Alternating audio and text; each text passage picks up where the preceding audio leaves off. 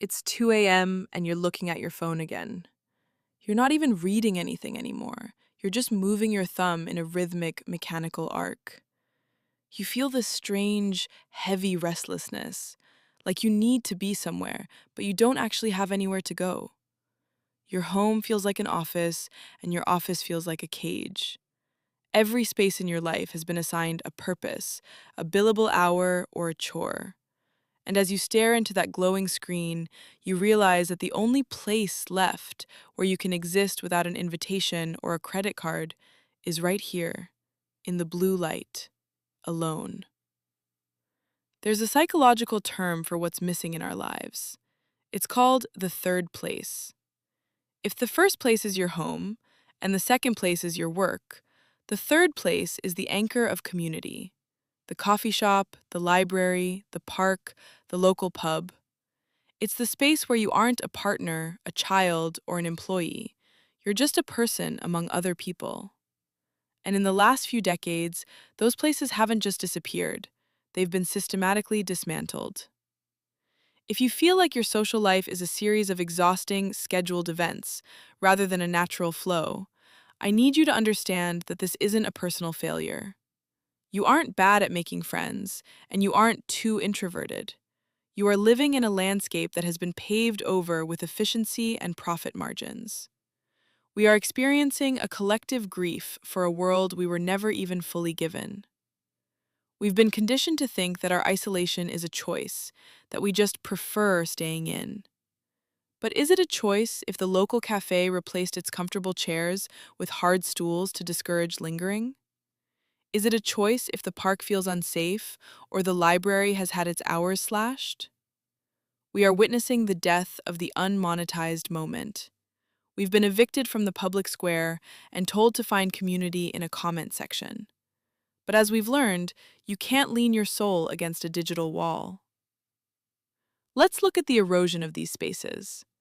It started with the way we built our world: sprawl, car dependency, the literal physical distance between us. But it finished with the way we priced our world. Today, almost every space that isn't your living room requires a cover charge. You have to buy a $7 latte to sit down. You have to pay for a membership to join the club. The third place used to be the great equalizer, a space where the CEO and the student sat on the same bench. When we lose these neutral grounds, we lose the weak ties that keep us sane.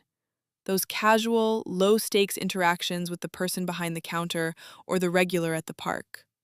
Those people aren't your best friends, but they are the fabric of your reality. Without them, your world shrinks until it's just you and a handful of people you've specifically curated. It's a bubble, and bubbles are incredibly lonely places to live. We've traded the richness of the public for the safety of the private, and we're suffocating in the process. This brings us to the trap of optimization.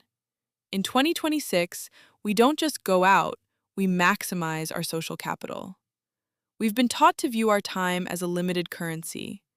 If a hangout isn't productive or perfectly curated, we feel like we've wasted a resource. We've turned our leisure time into a performance. We don't go to the park to watch the trees. We go to the park to get our steps in or to take a photo of the slow life aesthetic. This is the ultimate irony. We are so obsessed with the image of a slow, connected life that we've destroyed the actual environment where that life happens. Intimacy and community are inherently inefficient. They require wasted time. They require the nothing moments that don't look good on a grid.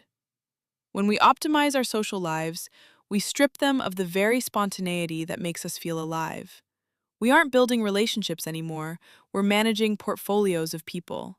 We are living in a digital hyper-reality. Because the physical third places are gone, we've tried to build them online. We call them servers, communities, and feeds. But these digital spaces are built on a foundation of surveillance and advertising.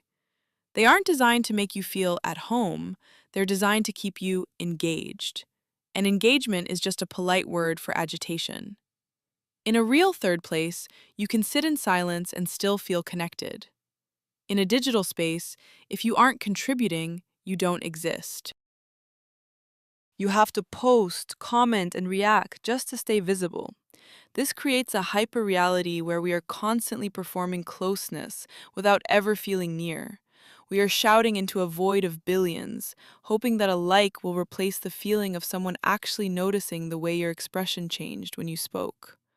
We are trying to quench a physical thirst with a photo of a glass of water. So, how do we find our way back? How do we rebuild the third place in a world that wants to sell us every square inch of our existence?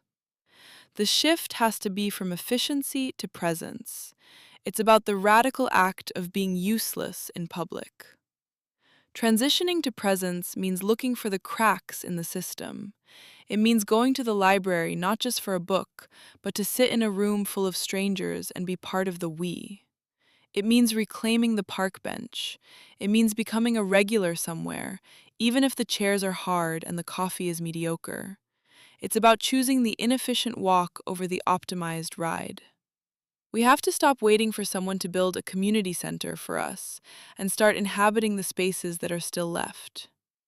A third place isn't just a building, it's a state of mind. It's the decision to be a neighbor instead of a user. It's the willingness to have an awkward 3-minute conversation with a stranger because that interaction is more real than 1,000 curated stories. We have to de optimize our weekends. We have to allow for the nothing to happen again. I want you to imagine a world where you could walk out your door and within 10 minutes be in a place where you are known, where you don't have to buy anything, and where you aren't expected to be anyone specific. Can you feel how much the tension in your shoulders drops just thinking about it? That feeling isn't a fantasy. It's a human right that has been sold back to us as a luxury. You are not a ghost. You are a biological being that needs physical, uncurated proximity to other biological beings. The loneliness epidemic isn't a medical crisis, it's an architectural and economic one.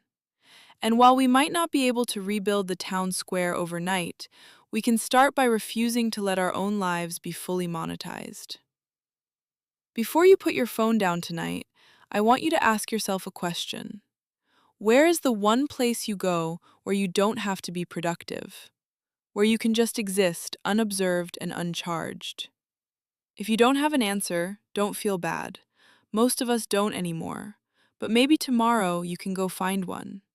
Even if it's just a specific bench, even if it's just a corner of a park, go there, sit. Don't document it. Just be the person who is there. See you.